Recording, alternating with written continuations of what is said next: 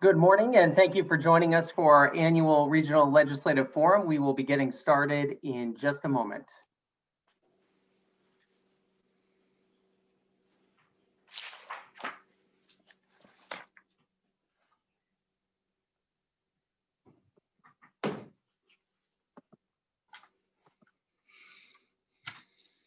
Good morning, and thank you for joining us for our annual Legislative Forum presented by AT&T and Southern Connecticut State University.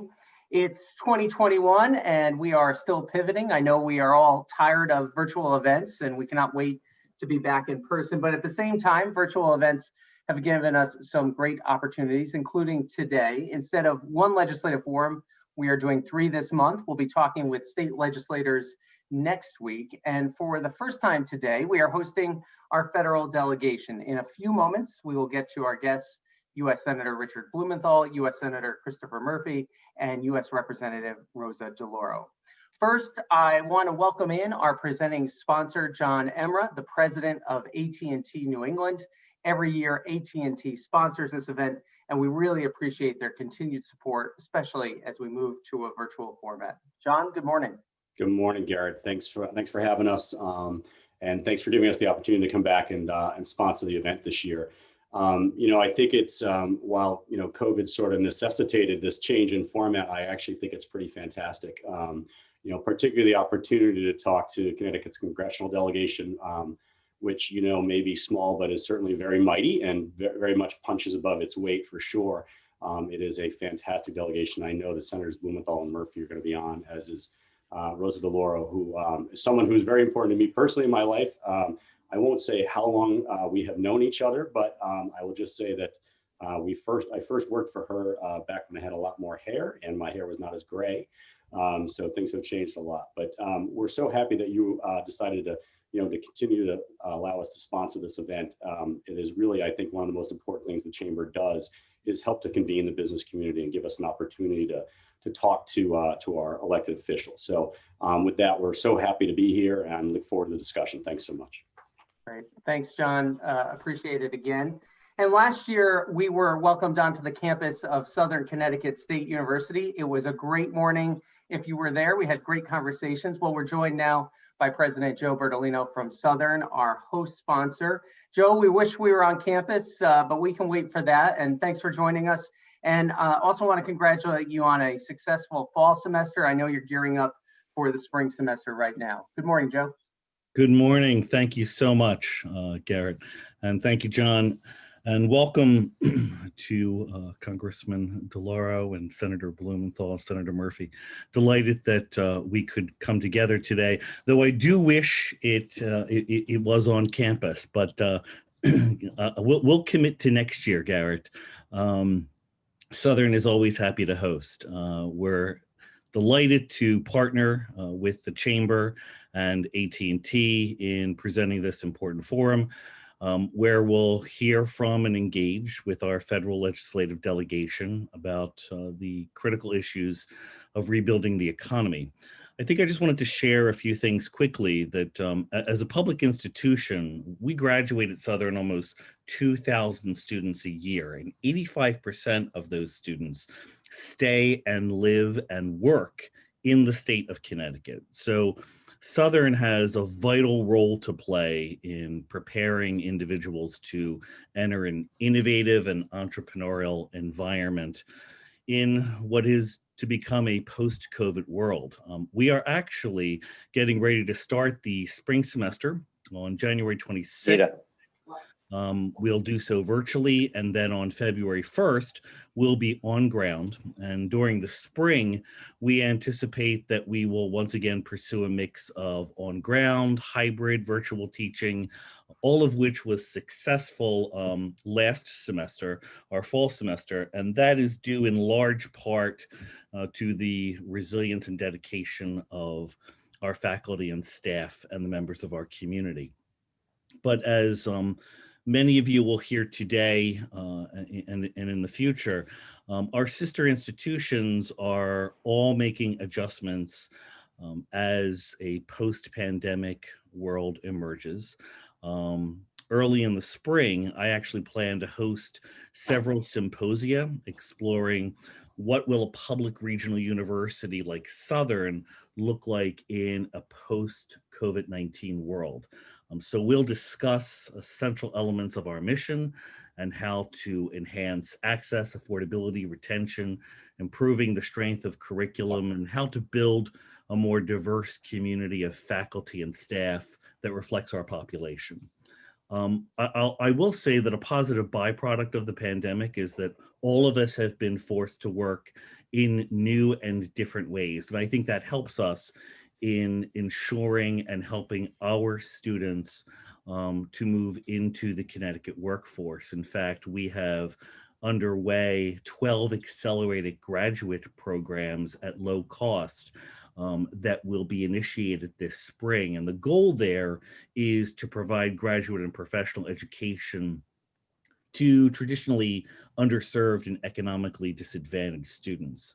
But what I wanted to leave our legislative delegation with today, and this is probably more important than anything else as it relates to higher education, is that the financial pressures of our students are significant. 80% of our students are relying on jobs just to provide for life's essentials. And despite our efforts to assist, it is still a challenge for those students. In fact, we opened up a food pantry and a social services center that was funded by donations of about $530,000 over the course of last year during our Day of Caring. It's stocked with food and essential items, and it's donated by members of the community. And I think that it helps us to help our students succeed in the classroom. And I think it defines who we are as an institution. You may have heard that Asma Rayamar is a 2021 Rhodes Scholar, which is one of the most prestigious academic awards in the world. She and her family are refugees from Afghanistan. And as a student at Southern, she's highly engaged in the New Haven community and is in fact the first Rhodes Scholar, not only at Southern, but in the Connecticut State College University system. And she's the only Connecticut resident this year to be named a Rhodes Scholar. So we're very excited and very proud of her. But I also think it speaks to our mission of and commitment to empowerment, opportunity, and social justice. So finally, I would like to our legislators and our community to know that Southern has put a stake in the ground to ensuring that we are a model in every way for the mission of justice, equity, fairness, anti-racism, anti-oppression, social justice in all its forms. We are a social justice university. So I welcome our legislative delegation today. I thank them for their time. And I also want to encourage our businesses and partners in the region to continue to work with us and partner with us. Garrett, thanks so much for the time. And Southern is delighted to be here as a sponsor today. Great, thank you, Joe. And we'll take you up on that. We'll look forward to being back on campus next year. I want to thank our other sponsors for today's event: ACES, Alexion, Asa Abloy, Haller and Sage, and PSEG. Thank you for your support.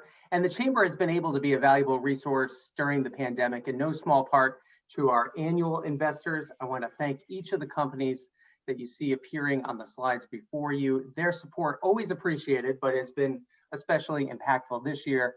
These companies are our regional leaders in many ways, including supporting the business community. Well, it's time to bring in our esteemed panelists. We have a great panel for you this morning. And obviously, with everything that's been going on in our nation, now is a time to unite. I think we've started to see that across the country over the last week after the horrible events that happened the week before. We're so pleased to be able to have both of our U.S. senators joining us, as well as Representative Rosa DeLauro. It's now my pleasure, though, to introduce Jim Perito, a partner at Haller and Sage, and our chair of our Government Affairs Committee that's helped us put together this event. So thank you to all of them. We'll let the senators and representative turn on their cameras now, and I'll make sure that that works for you. And Jim will moderate some questions, and then in a moment we'll take your questions in the chat. So Jim, good morning. Good morning. It's good to see you all. Thank you, John. Thank you, Joe and Garrett. It's really a pleasure to help moderate this again this year. Obviously, a different format. It would be nice to have everyone in person, but this is the best thing we could do right now. I see Representative DeLauro has jumped in. It's great to see you, Rosa. I see, let's see, Senator Blumenthal, welcome. And Senator Murphy, terrific. Thank you so much for coming. It's great to see you all. I'm glad you're safe. Let's just get right into this. Obviously, most of America watched as the Capitol was overrun last week. Could each of us tell us where you were and what you were experiencing as this all unfolded, since we want to hear sort of your firsthand account. I'll start with Representative DeLauro, please. Thank you very, very much, Jim, and I'm delighted to join my colleagues, Senator Blumenthal and Senator Murphy. Garrett, let me say a thank you to all of you and everyone at the Chamber, and John Emra. I have wonderful memories of our work together, and so proud of your efforts, and Joe Bertolino, and we can talk further in the conversation about where we need to go and what we need to do both for businesses and for education, food assistance, etc.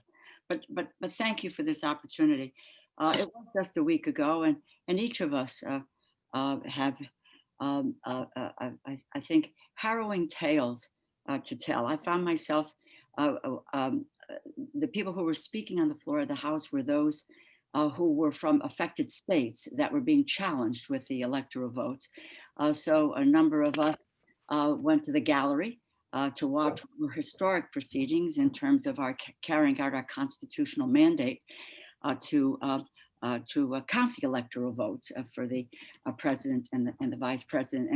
And Congressman Himes was with me. We were close together, or socially distanced together, I might say. When we begin the testimony, we saw immediately staff rush down and evacuate the majority leader, the Speaker of the House, and the Vice President. They were evacuated, so we clearly understood something was going on. Capitol Police came and they said, please, we're fine, take care, sit down, we'll continue the debate.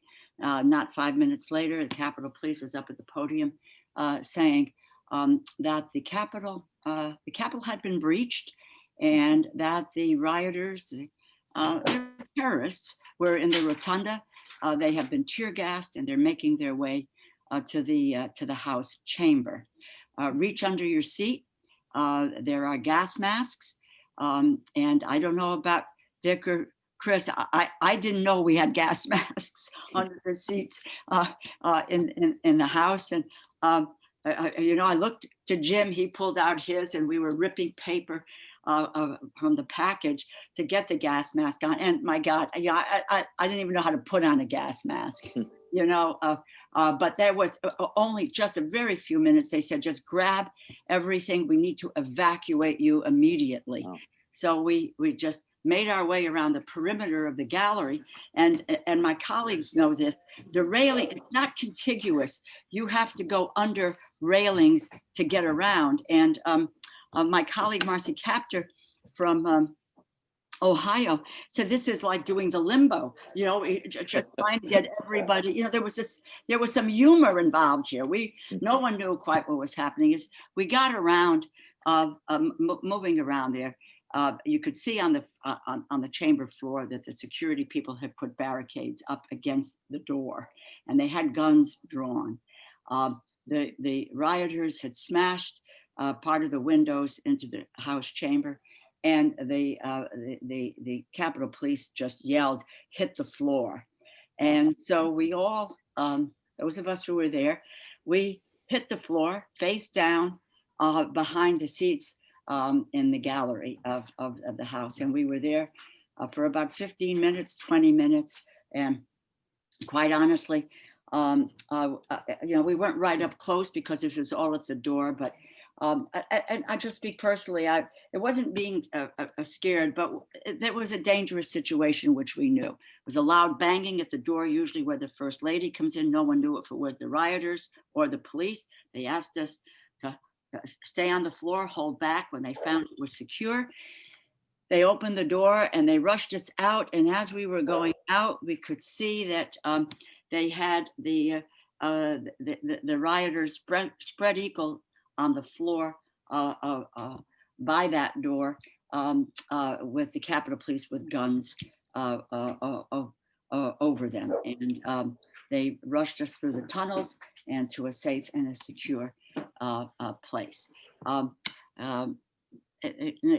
An extraordinary moment in the House. And I just say, because I know my colleagues found this as well, it was members really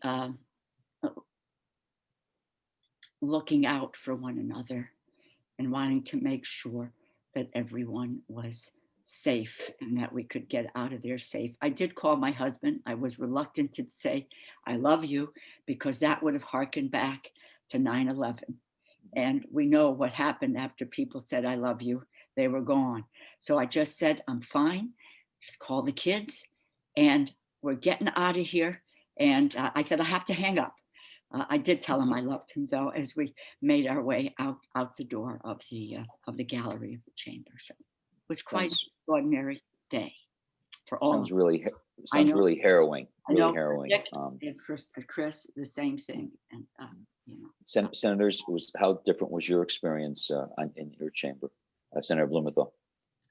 Yeah, thanks so much, Jim. And I want to just briefly join in thanking Garrett Sheehan for his extraordinary leadership, and thank you and all the leaders of the New Haven Chamber, and to John Embra and Joe Berlini.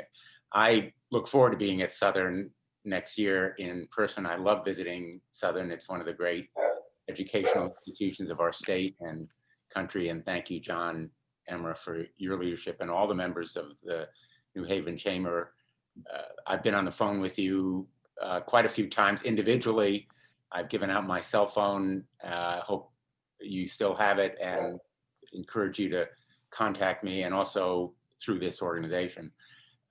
I think Rosa's experience very much reflects ours in the sense of rushed and harrowing evacuation from the Senate chamber, where we were listening to the speeches on the certification of voting in Arizona. And I think it's important to understand what we were doing, because it explains the purpose the president had in encouraging and inciting these rioters to storm the Capitol. He wanted to interrupt, delay, and stop that voting, which is part of the democratic process. Even after we left the chamber, he was encouraging them by making calls to delay or stop the vote to certify Joe Biden as the next president. And I think we had the sense in the middle of these speeches that we were engaged in something very historic. A member of the security team in the Senate went to the dais, which, by the way, never happens. Only senators and the vice president are on the dais. So we knew something was unusual. And he said, at first, just stay in your seats, don't go near the doors.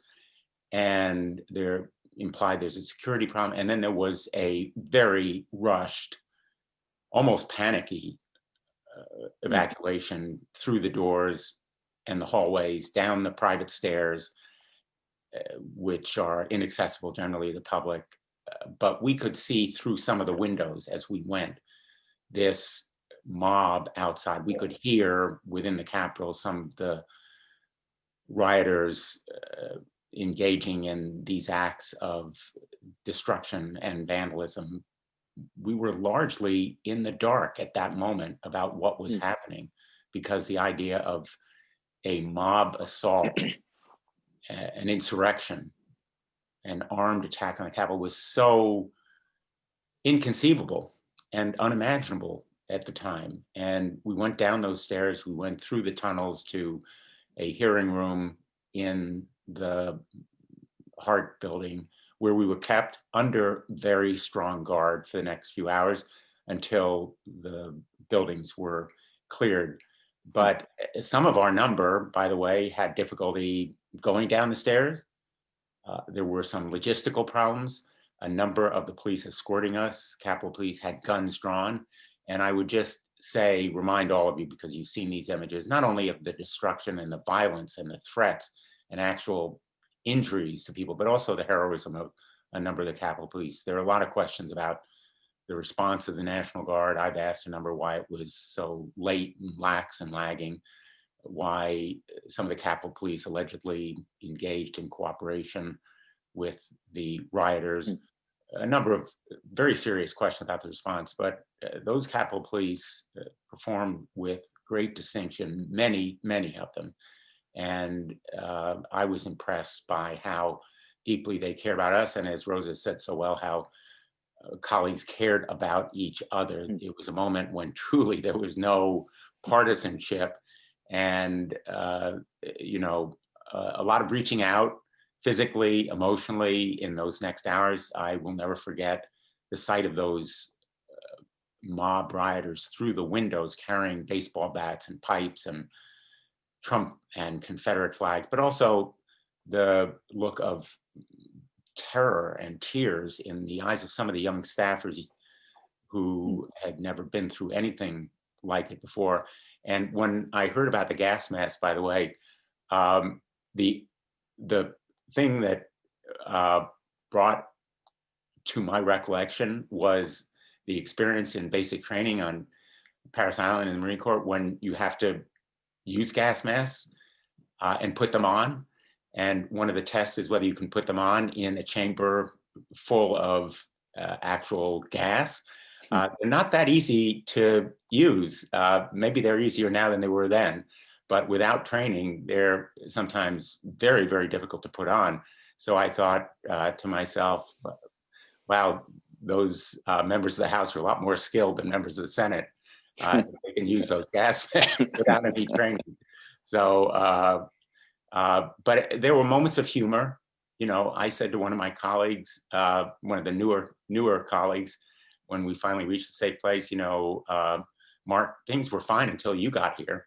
But it was, you know, there was a lot of reaching out, a lot of camaraderie and feeling we're in this together. We need to go back and finish counting the votes. We need to continue democracy. We can't yield to this mob. Thank you. Senator Murphy, anything to add? I mean, you must have been similar to Senator Blumenthal, so in the same chamber.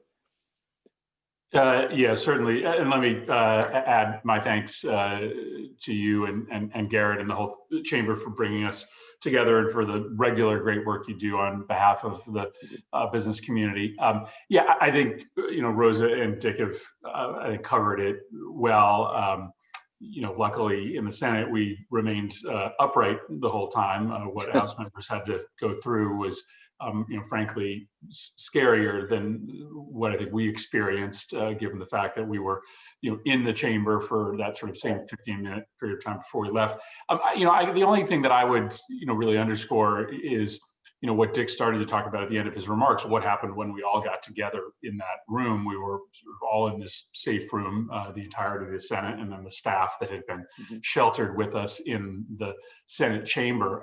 You know, and two things happened. One, as he mentioned, it was, you know, really clear early on that, you know, despite how scared people were, despite how uncertain the situation was, that, you know, on both sides of the aisle, we needed to get back into that chamber. And I know the House felt the exact same thing, that we were just determined to, you know, not let them win. Because as Dick said, their intent was to literally stop the counting of the electoral votes so that Donald Trump would remain president for another 4 years.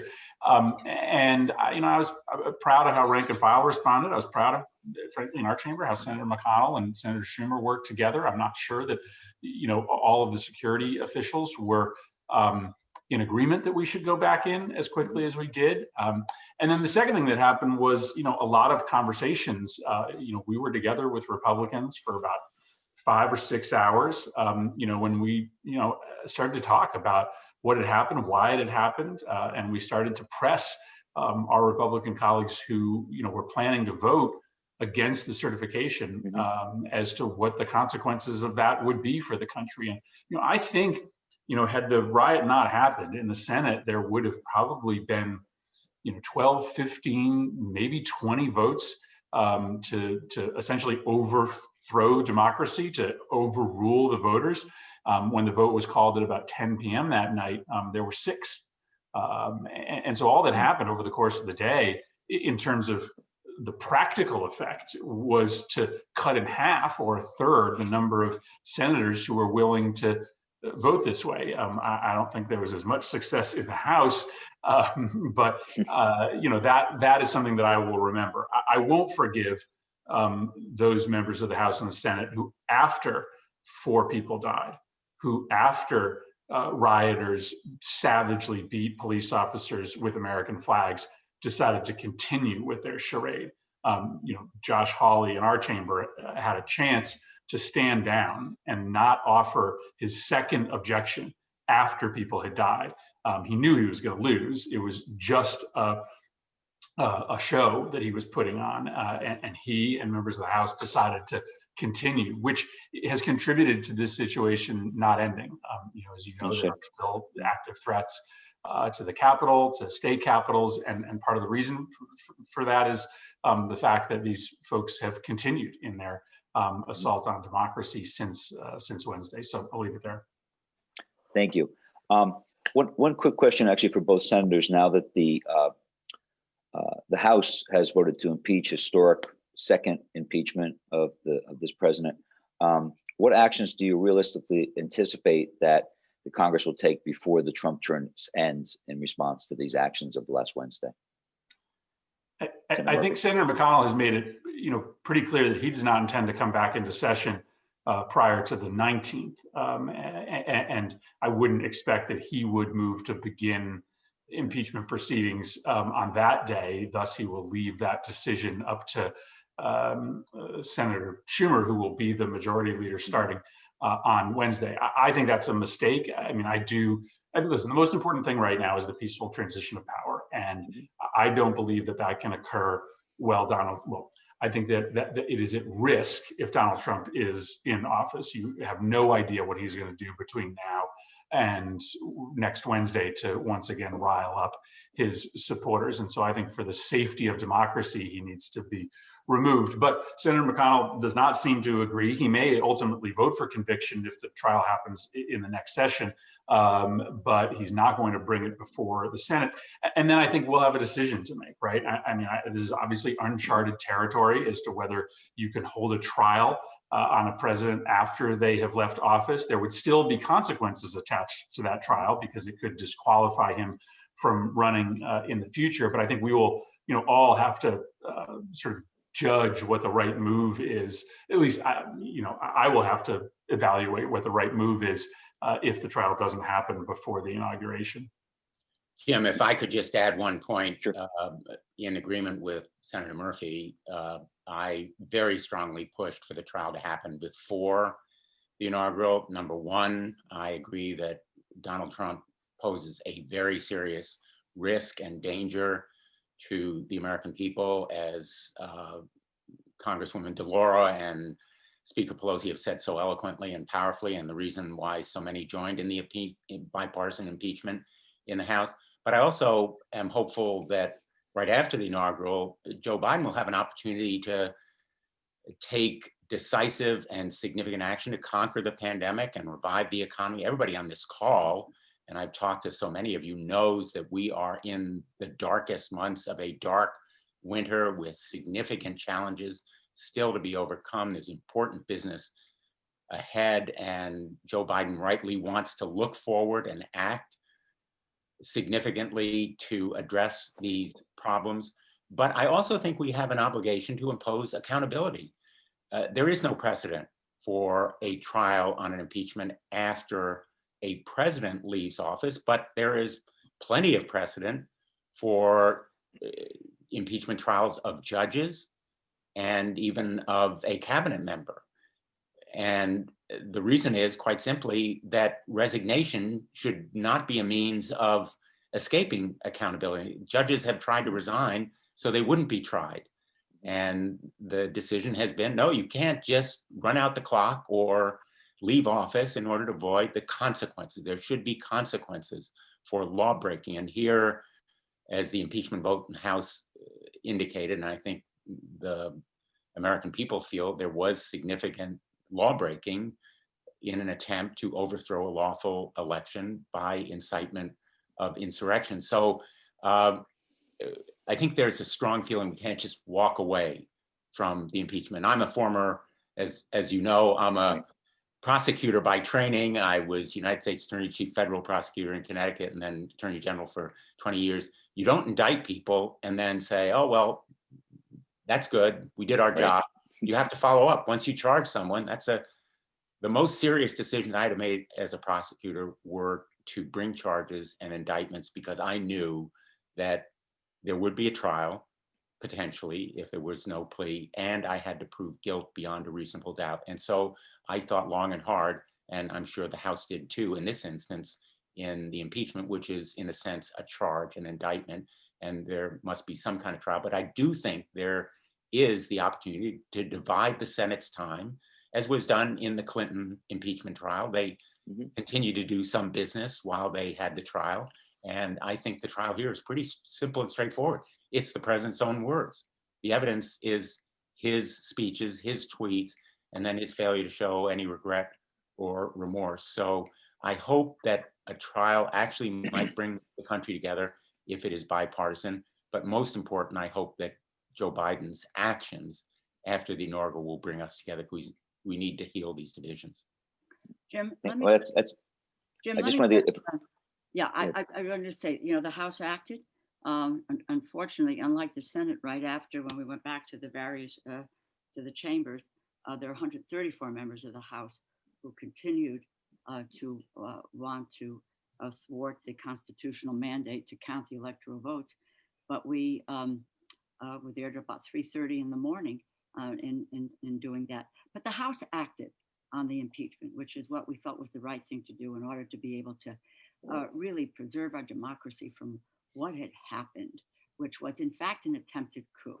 It was to overthrow the government in terms of its legitimate purposes. That being said, I don't know when the Speaker will send over the articles, the article of impeachment that will go, you know, she'll make a determination on that effort. Our managers have been selected, and it will go forward. I suspect that will not happen before the inauguration.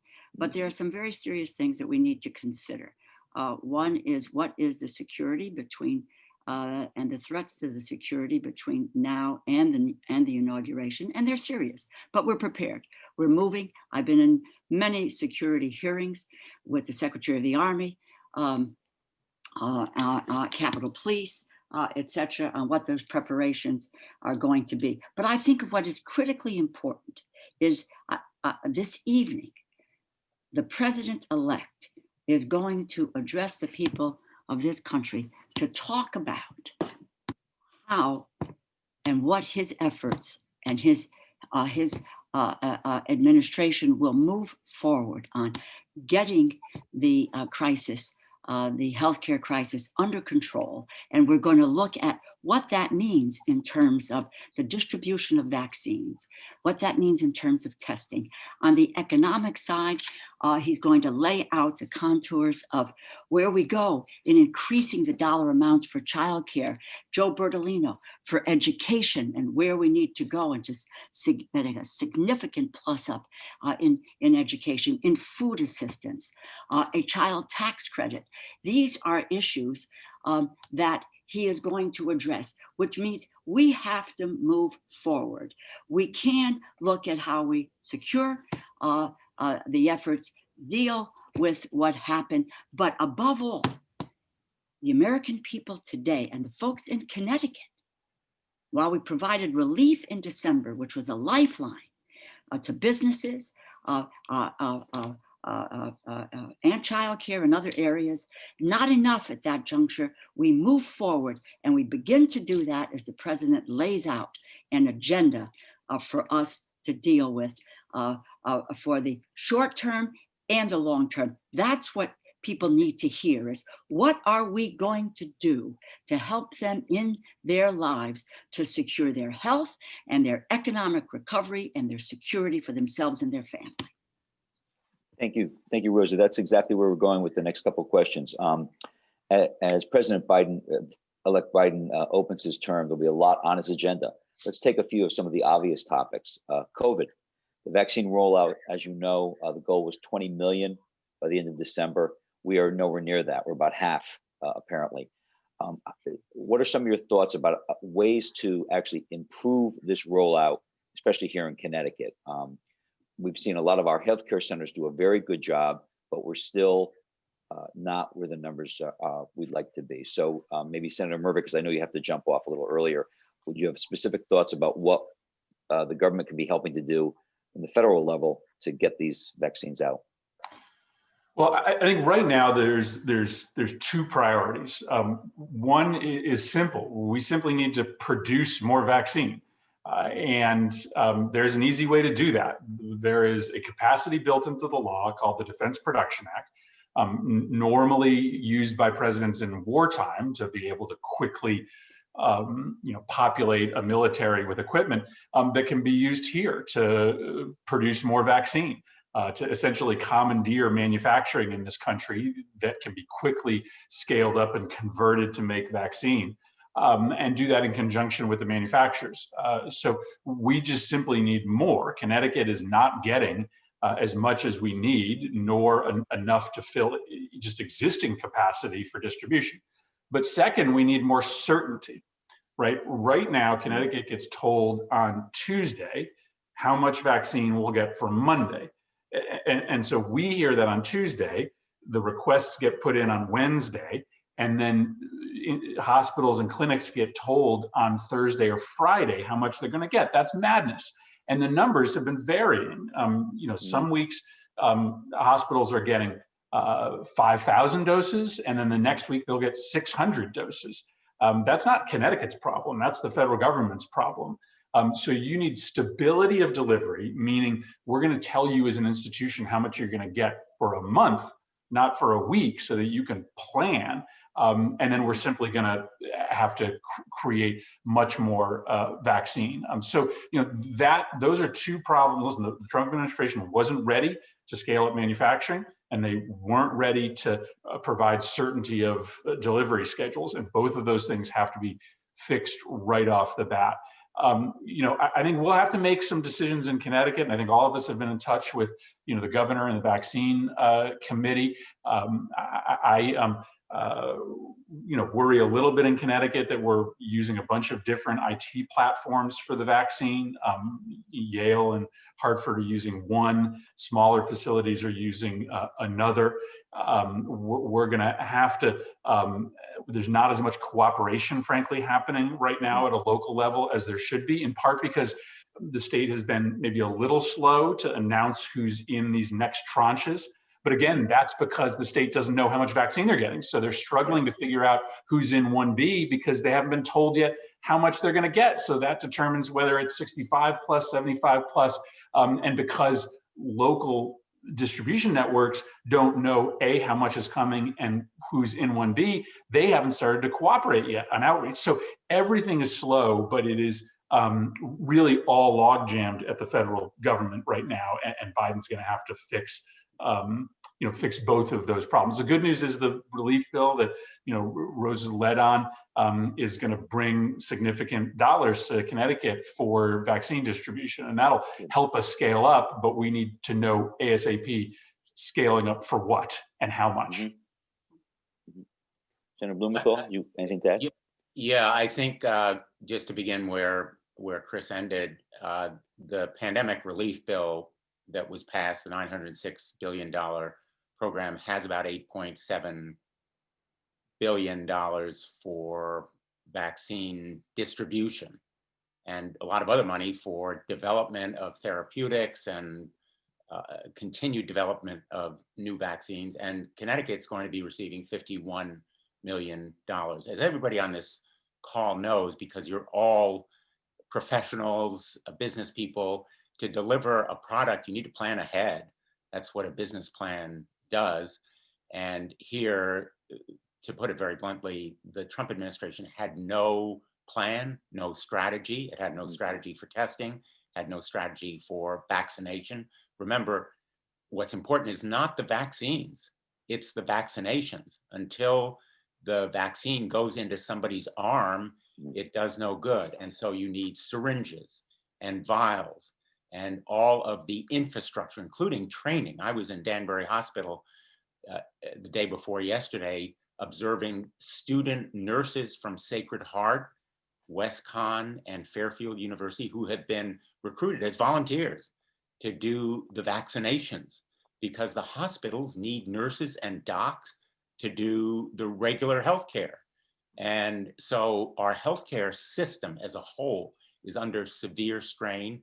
I've met with the hospital heads from all over Connecticut. They're feeling the financial strain. So we need a whole of government comprehensive strategy, because conquering the pandemic, providing for a sense of security, is essential to economic revival. As everybody knows on this call, people are not going to come to your restaurants, to workplaces. We're not going to go back to anything like normal until we have sufficient immunity, and the distribution, putting vaccine into people's arms, is so absolutely critical. But I just want to say a word about Connecticut. You know, we are among the leading states in terms of the percentage vaccinated, one of the 8 or 6 best states. That's a tribute to Governor Lamont and his leadership, as has been our comparative success in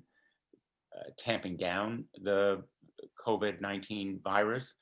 And I think we need to ramp up very, very spectacularly, because our percentage, while it's among the best in the country, is only about 3.5, maybe 5% now. So that gives you some idea of how far we have to go before we get to the 80% or 85% that's judged essential to have some kind of sufficient immunity. And that takes more resources. And I am very, very sure that Joe Biden is going to commit to a major national vaccination program. He's already said he wants 100 million inoculations in the first 100 days. That's an ambitious but very doable goal. He is not going to call this pandemic a hoax. He is not going to minimize its impact. He has taken the vaccine himself, as the president unfortunately has not done.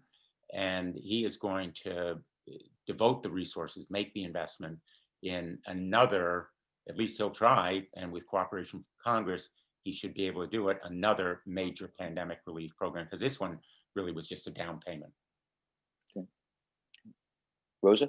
Yes, certainly. Let me just see if I can add just 2 or 3 things briefly. And I did speak to the governor this week, and he was actually coming off a call with the Secretary Azar. And Connecticut has demonstrated a very good example of what we have been doing with the vaccination program, and there would be then increase in doses coming. But Chris is right; there needs to be some certainty of what's happening, and that's precisely what will happen in the future. And I particularly, this is an area of real importance to me, because the dollars for testing, for therapeutics, for vaccines comes through the Appropriations Committee and the Subcommittee of Labor, Health and Human Services, and Chris is on the corresponding subcommittee in the Senate. But that's where the money flows through. And in conversations with Jeff Zients, who has been charged with the COVID relief package, they are going to move to a national vaccination program. Not happened in the past. On August 20th of last year, along with several colleagues, we wrote and asked for the distribution plan. We have never had a response to a distribution plan. So that's going to mean, where are the sites in the states? What are we going to stand up to be able to get those shots in the in the arm.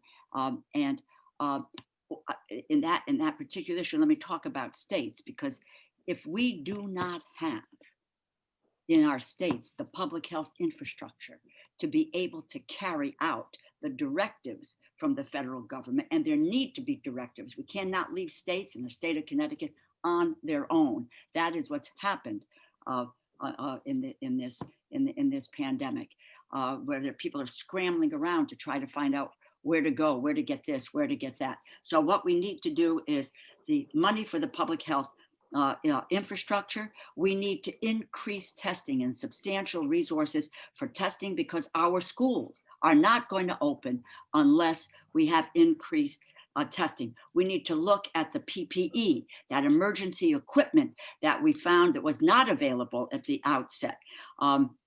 We have to make sure that we have a supply chain that is onshore, so that we are not dependent, overseas. And so it's that comprehensive plan that we are looking for. In the last tranche, Connecticut received $311 million for testing and for vaccine distribution. There's got to be a massive increase. This is a government investment in the health of this country. Unless we get back on track with health recovery, all of my colleagues who are listening to us out there today, you are at risk for your businesses and what is going to happen, because people are not going to get their kid to school. They are not going to go to your restaurants. You cannot open your cultural facilities unless people are feeling safe. That will be first and foremost on the agenda. And that's what I believe the president will address tonight. Thank you, Representative Doyle, and congratulations on being elected as chair of the appropriations. For people who in our audience don't realize this. I thank my colleagues. They were right there every step of the way. I mean, Rosa is now one of the most powerful people in the United States, so let's show her a little respect. Now? Now? I mean, for our audience, that's the committee that drafts and approves how all that federal money is spent. So it's incredibly important. $1.4 trillion, Jim. But just this year, this year. No, $1.4 trillion, which means, and my colleagues know this, this is money that it affects the people of this country, and we need to make sure that it's getting out, and that the needs and the priorities of our states, as the three of us or the five of us, seven of us work together to make sure that we are secure in Connecticut. So Rosa, you sort of alluded to this, so that if the focus is getting the Americans healthy again, conquering this pandemic, getting the vaccines out so that, as you say, kids can go back to school, people can go back to work, things can open. I mean, it seems like that's sort of like, in your mind, the first thing that has to happen. And then everything else could maybe flow from there. But on the economic recovery, as part of the Band-Aid that was recently passed, when you all go back into session and try to deal with this on a more substantial way, where do you see the target industries? And we know in our state, hospitality and travel, restaurants, event venues, arts and entertainment, I mean, they've been devastated by this because people cannot congregate. Where do you see this emphasis happening? Senator Blumenthal. Absolutely right, Jim. And I have visited hotels, restaurants, other hospitality venues that are hanging by a thread. The stages like Long Wharf, Schubert, the Yale Rep, literally shut down. And here is the blunt, stark truth. We thought we were facing an economic gap. It's turned into a chasm for many industries. The pandemic relief bill passed just weeks ago will provide a down payment. You called it a Band-Aid. I called it a Band-Aid, and I think it is a big Band-Aid. For example, $300 billion, close to it, for the next round of PPP, Paycheck Protection Program. And if I can just emphasize this point, the portals open literally this week and next for another round of those small business loans that can be turned into grants up to $2 million. These PPP loans are targeted at the smaller businesses, minority and women-owned businesses that may not have received a first round of PPP, but others are eligible too if they have suffered a 25% decline in revenue. Again, let me stress, up to $2 million per business to be used much more flexibly for repairs, for supplies, for operating expenses, including payroll. So we've tried to provide this lifeline, a bridge to the next major, more robust, bolder, bigger pandemic relief program that President-elect Biden, soon to be president, will provide. And not only the PPP program, but also stimulus payments, aid for hospitals and healthcare centers, unemployment insurance, other means of support, not yet, unfortunately, aid for state and local governments directly, but the vaccine money provides a kind of bridge to do it. But what we need is, in effect, a much bigger kind of stimulus program that will not only enable these businesses to survive, like the Save Our Stages program that I've championed for those entertainment venues, but also to thrive going forward. And I think we have an enormous opportunity as well as obligation to support the president in a bipartisan way, to come together. President-elect Biden has talked about healing and bridging our divisions. I think that's exactly what the country wants at this moment. And there's no reason why we can't unite around these basic principles, including a major infrastructure program, like, for example, rebuilding the VA in West Haven, not only providing more vaccines there, but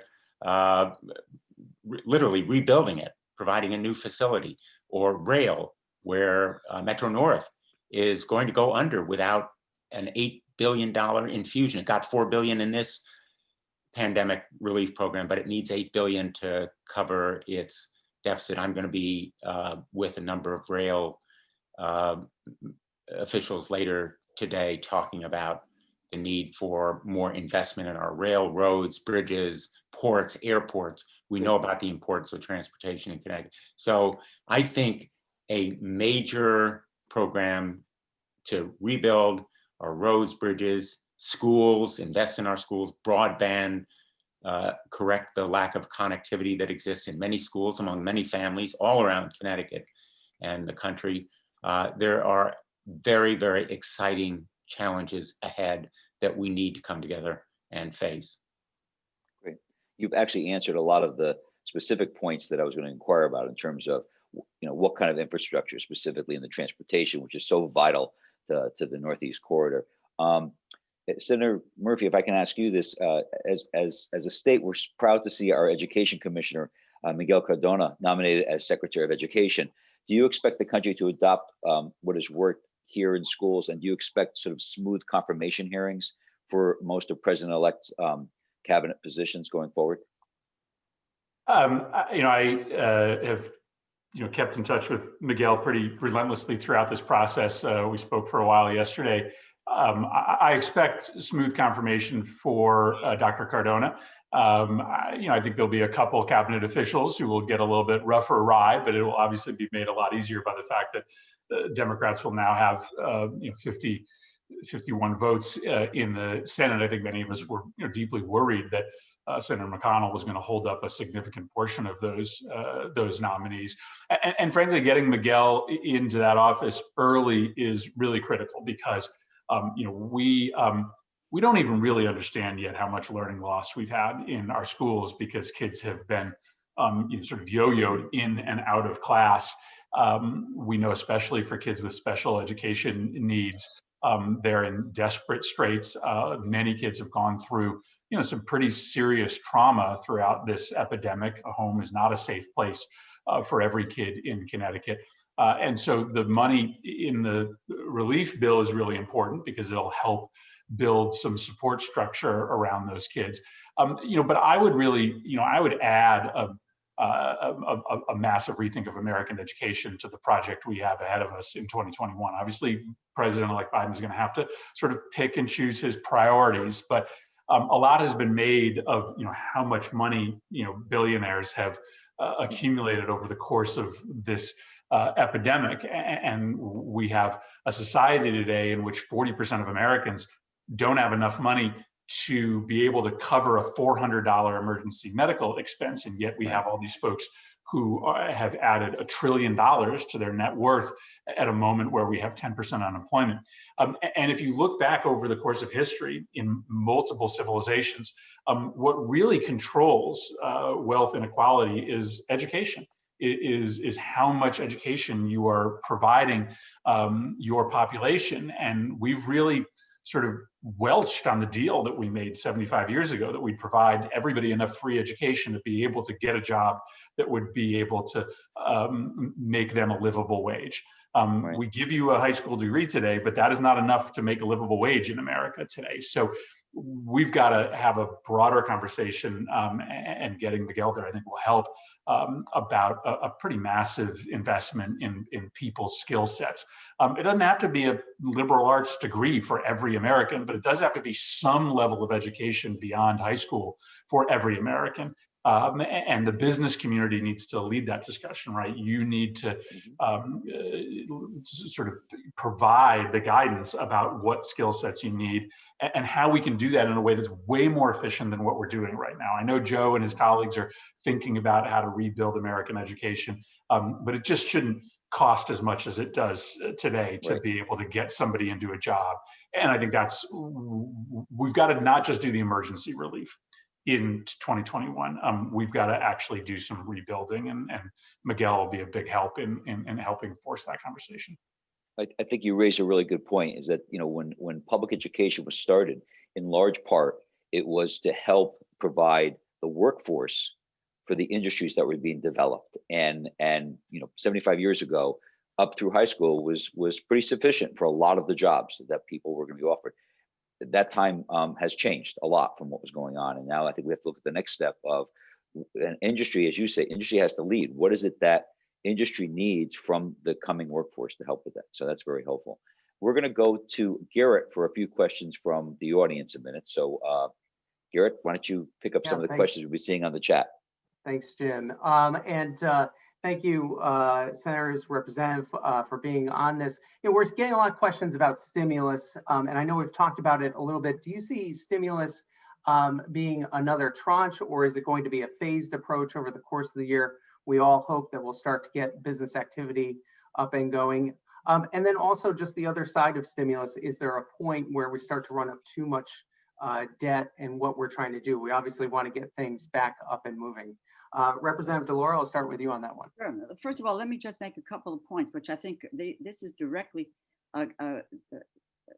in response to what the chamber has asked for in the December package. We expanded the eligibility for PPP to small nonprofits, the 501c6 efforts, news organizations, several others. With regard to the restaurants, the loan 9 months of payroll versus 2.5 months of payroll, doing thing about uses for the loans for restaurants, and as well as for loan forgiveness. So I think that what we are going to see probably is you have to walk and chew gum at the same time here. So that, yes, we got to bring the health issues under control, but we do have to begin to move that process of the economy, which is why the program was what it was, in over $900 billion in various areas, whether it was unemployment, or rental assistance, childcare, highways, urban transit. All of those were part of the December package. Now, where do we go? I think you're going to see probably a two-pronged effort, and the package that the president President Biden would move forward on is in a broad sense, when I say COVID relief, it will have the components of the health side of that equation, which we talked about in terms of testing and vaccine distribution. But it is also going to look at how do we open our schools? What is the investments for schools? What will be the direct resources?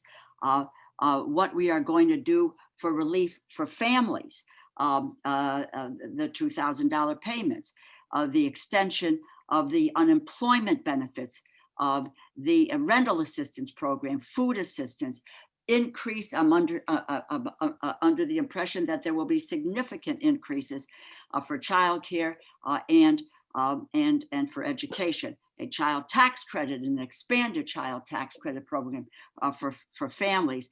Investments, we will build on the investments that have already been made for businesses in a significant way. And also trying to take a look at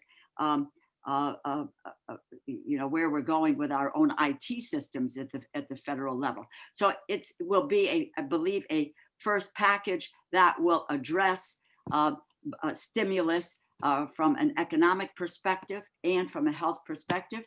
I think that we will see following that, we will see probably a tax package, jobs recovery. I think they're going to move quickly to do this. A lot depends on a couple of things that my colleagues have said. We need to get bipartisan support on this effort. We can't have obstacles that are they're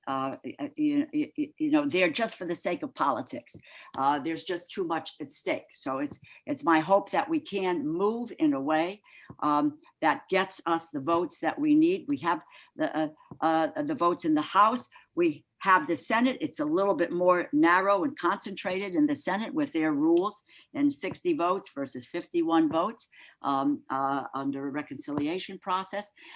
But I think it's going to be a formidable approach to where we need to go on the economy and healthcare. To your last point, which is a critical point, yes, but it's my understanding, and we are listening to the economists around the country, that with low interest rates, et cetera, that is now to make serious government investments to get our economy to recover. That is first and foremost. And where do we, what are going to be the priorities that we make in terms of those investments, which we need to make? And if we are unable, we can't put our head in the sand. And I would follow what the economists are telling us on what kinds of investments we need to make. Mark Zandi, an economist early on in the 2008-2009 recovery, talked to us about a bigger recovery package at that time. And while it was okay, he was of the view that it was not big enough as to where we needed to try to go at that juncture. So we need to follow that lead, but be prepared to move in a substantial way, both in the economy and on healthcare. Yeah, let me add just a couple of points quickly, and I may have to drop off shortly. I was told we would end at about 9. And yeah, we'll wrap up in a minute. And Senator, if you could actually just comment too on just quickly on visas and changes to immigration policy. We had a question just come up too. Great point. In fact, I was going to raise that issue because the Judiciary Committee, I hope, will deal with a broken immigration system. One of our priorities on the Judiciary Committee is to try to reform immigration to provide the H-1B visa expansion that we need to enable the dreamers to stay in this country, young people brought to this country as infants and children without the insecurity of the constant threat of deportation. They are our future nurses and doctors and scientists, and we've seen many of them in Connecticut. To reform the system to enable security at the borders, but not with separation of families and the inhumane policies that we've seen from this administration. But the visas, we need education visas, we need specialized work visas to bridge the gaps that we have right now in H-1B. I spend a ton of my time helping businesses get people here when they need specific skills. And so I think immigration reform has to be a priority. It is, I hope, going to be one for the president-elect. On the issue of education, skill training. We need more welders. We need more pipe fitters. We need more machinists and drafters. We need more of the skill Service Committee to build submarines and build Pratt & Whitney engines and build Sikorsky helicopters. When I go to bat for more of those contracts, the major question I get from the Pentagon is, are you going to find the workers to fill those jobs? And EB, Pratt, Sikorsky are all doing apprenticeship and on-the-job training programs. They are really scaling up those programs, but we need in the federal government more investment in those skill training programs. And I've talked to Miguel as well over the last few days. I think they'll be confirmed quickly and easily. But the task of the federal government building a defense workforce is extremely important, particularly in Connecticut. And that's the reason why in the latest National Defense Authorization Act, I included education funding. It's kind of counterintuitive. The defense budget, education funding, well, it is a matter of national defense to have those skills. The Chinese and the Russians are not waiting around for people to fund those kinds of education. They are very directed. Our adversaries are very purposeful in enabling those skills to be provided. And many of you in the civilian area, I think, find the same kind of shortages. One of the most common complaints I hear from businesses is we can't find people with the right skills. That's a function of education. And so we do need far-reaching reform of the kind that's been mentioned on this call. But that investment is very important. And finally, to the question of debt, everyone has to be concerned about too much debt, but we're in a crisis of a proportion unmatched since the Great Depression. We need the same kind of determination to invest, and we can, in effect, compensate for that debt down the line. The federal government has the wonderful ability to borrow at virtually no interest. In fact, people in effect are paying the federal government to take their money right now. So that's a good point, but the concern is well taken. And I just want to finish on one note, because I noticed in the chat room a question. I forgot now who it was from. Do you think wearing masks really helps prevent the spread of the virus? Now, I don't think I need to answer that question for most people, but let me just say emphatically, yes. There's scientific evidence, there's public health experts. If there's one thing you can do to help conquer this pandemic that everyone can do, no matter what your skill level or background, wear a mask. We're not wearing them right now on this call because we're in our offices or our homes or places where there's nobody around. But mask wearing, hand washing, physical distancing, we're going to have to be doing this kind of stuff well into the spring and summer, if not beyond, even after the vaccine is distributed widely. So that's kind of I felt we should answer that question because it was in the chat room, on the chats, and it may be one of the most important points that we make during this session. And I apologize if I'm going to have to drop off, but I really want to thank all of you for the great session that you've organized here. Great. Thank you, Senator. Thank you so much. And we will wrap up now. And Senator Murphy, just a last question for you, and a big one. So you can answer it briefly if you can. But obviously, the new administration has put a big emphasis on climate change. Of the proposals that you're starting to see, how would you see those impacting business, especially here in Connecticut? And how can businesses be part of those climate change policies? I have a I have a 12-year-old and a 9-year-old, and it's absolutely heartbreaking to sort of listen to them and their friends literally worry on a regular basis about the fate of the climate. No 12-year-old or 9-year-old should have to think about this. But they are so utterly disappointed in adults for not dealing with what is truly an existential crisis to the world, one that if we don't fix, they can't. I mean, remember, the science behind this, basically tells us that if we don't make significant changes in the next 5 years, maybe 10 years, the die is cast.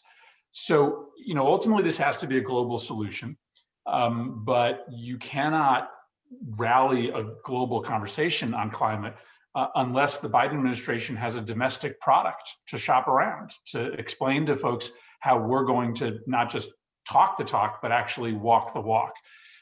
Back when we were really talking about this seriously last time, when Rosa and I were in the House together, we were passing what was then called cap and trade legislation, essentially, setting a limit on the amount of carbon that can come out of the economy. And then if you want to go above that limit, having to pay for it. I still support all of those proposals to limit or accurately price carbon emissions. At the same time, I think maybe the quickest and most significant down payment we can make on climate is through green infrastructure.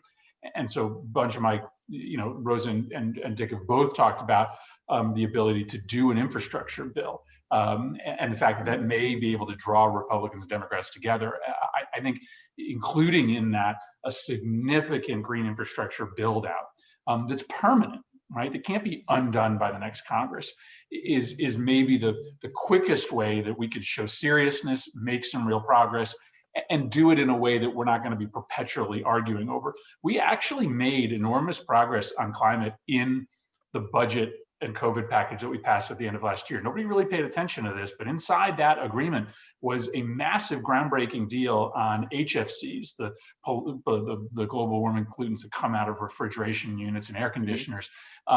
That's going to save a whole bunch of lives, make big progress on climate, and that shows that there is this ability for some Republicans to join us on this stuff in the Congress. But infrastructure to me is maybe the most hopeful, immediate way to make progress here. And we have to. I mean, there's no choice but to do something significant in the next 5 years. We are cooked as a civilization.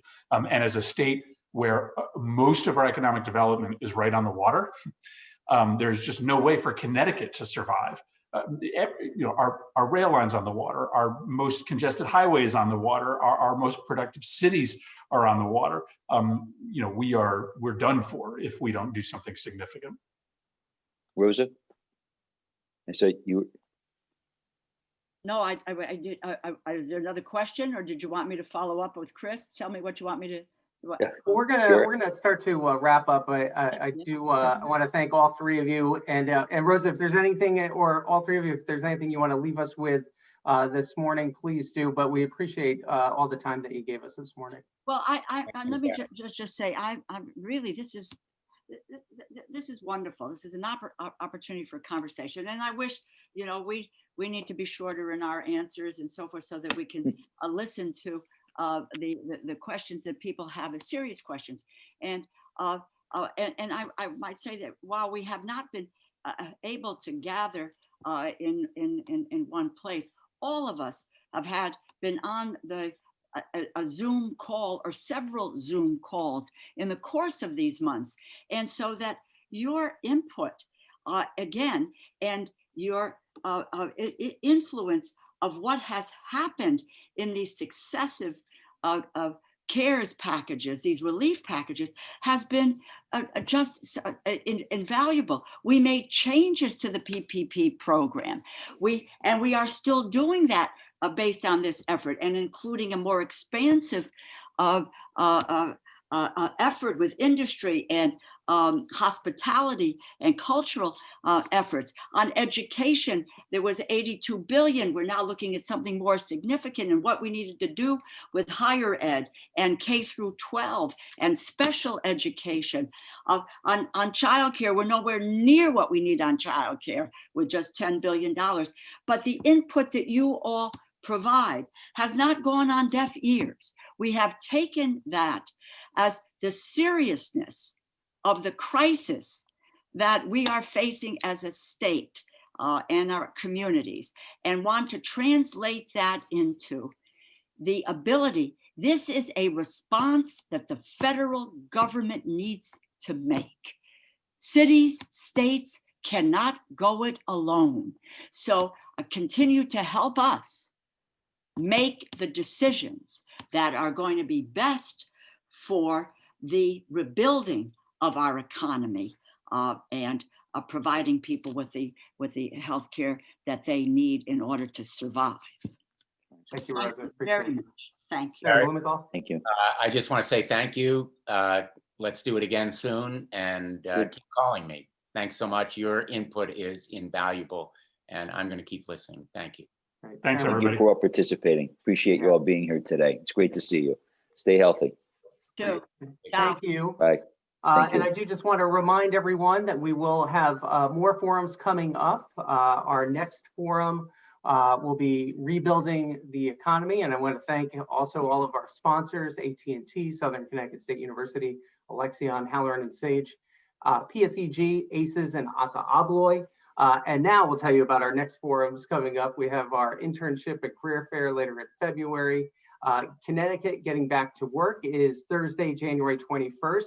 So those will be our state representatives. We'll really be diving into the state policy. And then on Thursday, January 28th, again, all starting at the same time, 8 a.m., we will have our state senators. And the theme will be Coming Back Stronger, how we get Connecticut's economy back up and running again. So Jim, thank you for moderating that great discussion. It was great having both senators and our representative with us this morning. And we hope everyone has a great day. Also look out for more sessions on PPP that we'll be doing here at the Chamber to give you all the information on those programs. Thanks, Garrett. Have a great day. See you next week. Thank you, everyone. Bye-bye.